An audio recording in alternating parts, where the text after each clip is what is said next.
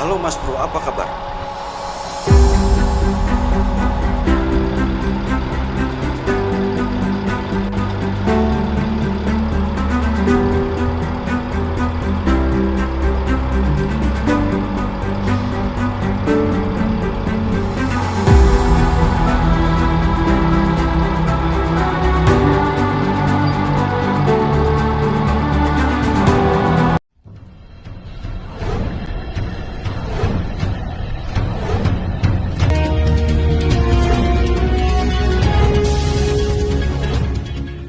Mengikuti perkembangan informasi mengenai invasi Rusia ke Ukraina yang telah berjalan hampir 1 tahun.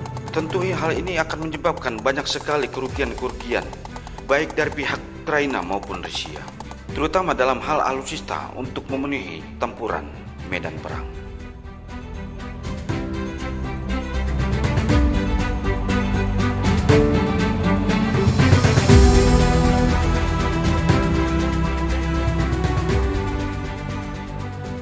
Dalam hal ini, NATO telah berjanji akan memberikan lebih banyak senjata berat kepada Ukraina dalam waktu dekat agar bisa mengalahkan Rusia. Hal itu disampaikan Sekretaris Jenderal Aliansi Jens Stoltenberg ketika perang Moskow dan Kiev semakin memanas. Inggris, salah satu anggota aliansi, telah menjanjikan tank kepada Kiev. Anggota lainnya, Jerman, sedang berada di bawah tekanan untuk mengikuti London. Kelompok kontak pertahanan yang dipimpin Amerika Serikat untuk mempersenjatai Ukraina telah bertemu pada hari Jumat pekan lalu.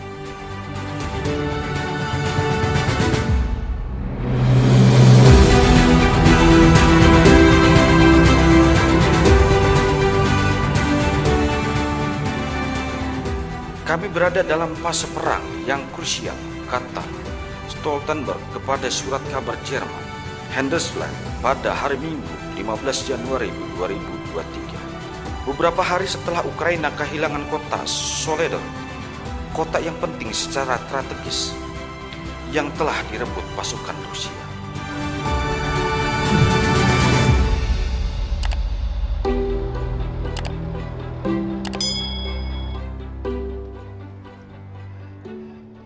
Kami mengalami pertempuran sengit, lanjut bos NATO tersebut.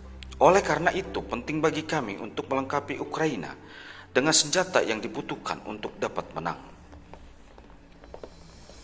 Aneh nih, sebetulnya yang lagi perang itu sebetulnya Ukraina atau NATO. Namun kalau kita perhatikan dari statement yang telah diberikan oleh Sekjen PBB ini, kita melihat bahwa langkah-langkah yang telah diambil oleh NATO ini sangat berdampak sangat buruk terhadap perkembangan pertempuran yang ada di Ukraina, dan hal ini akan menyebabkan pertempuran akan terus berlanjut dan tidak akan dapat berhenti kalau pihak dari luar terus-menerus untuk memberikan sokongan bantuan dalam bentuk persenjataan ke Ukraina.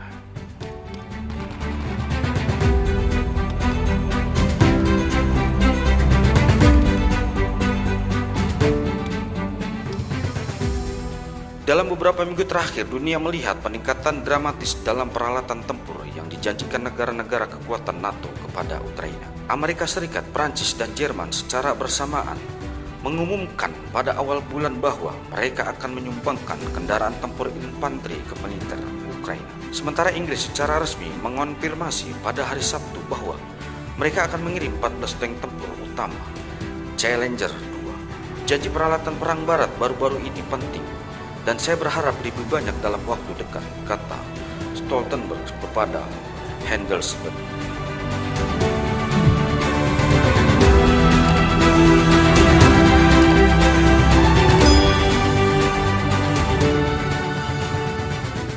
Kelompok kontak pertahanan yang dipimpin Amerika Serikat bertemu pada hari Jumat di pangkalan udara Ramstein di Jerman.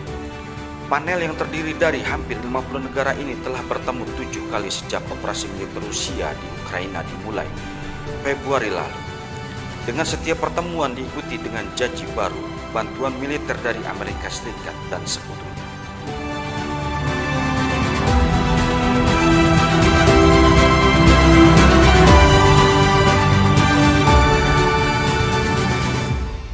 Salah satu pertemuan pertama di bulan Mei diikuti oleh pengiriman rudal anti kapal dari Denmark, helikopter dari Republik Ceko, dan sistem artileri dari Italia, Yunani, Norwegia, dan Polandia.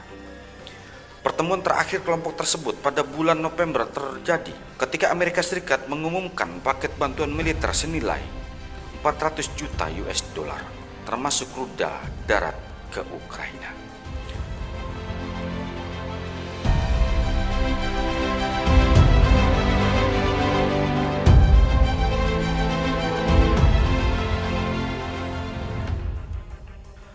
Meskipun Stoltenberg menegaskan bahwa dia tidak menginginkan perang besar-besaran antara NATO dan Rusia, Moskow telah berulang kali memperingatkan Barat bahwa pengiriman senjata yang berkelanjutan hanya akan memperpanjang konflik di Ukraina dan membuat kekuatan Barat itu menjadi peserta de facto dalam konflik betul.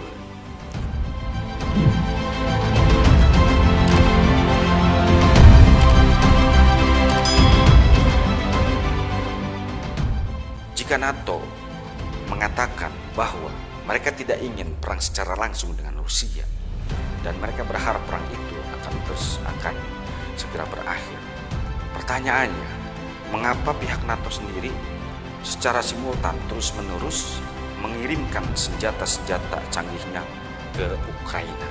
Jadi intinya pertanyaannya adalah NATO ini sebetulnya sedang menguji senjata-senjata mereka.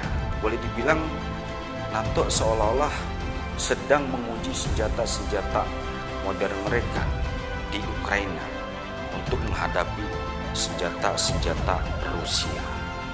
Di sini kita bisa lihat bahwa akan menjadi ajang promosi yang sangat luar biasa jika kita perhatikan, dengan disebabkan oleh pihak NATO sendiri selalu mengirimkan beberapa senjata berat ke Ukraina untuk melawan Rusia.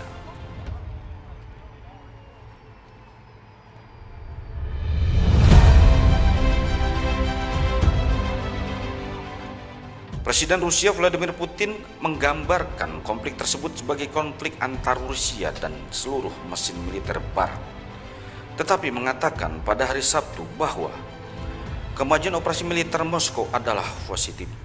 Dengan situasi medan perang berkembang dengan kerangka Kementerian Pertahanan dan rencana Kepala Staf Gabungan.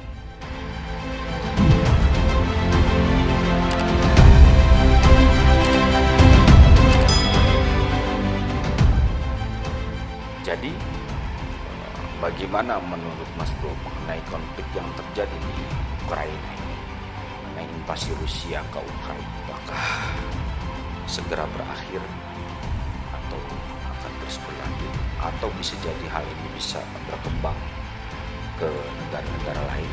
Kita tunggu saja berita-berita lainnya mengenai berita dunia, terutama masalah kegiatan-kegiatan invasi yang dilakukan oleh Rusia kepada Ukraina. Semoga peperangan ini segera berakhir dan perdamaian segera dapat tercapai. Demikian informasi yang kami sampaikan, dan kami ucapkan terima kasih kepada Anda yang telah menyempatkan waktu untuk mengunjungi kami. Semoga bermanfaat. Silakan simak video kami lainnya hanya di 86 Mas Bro. Terima kasih.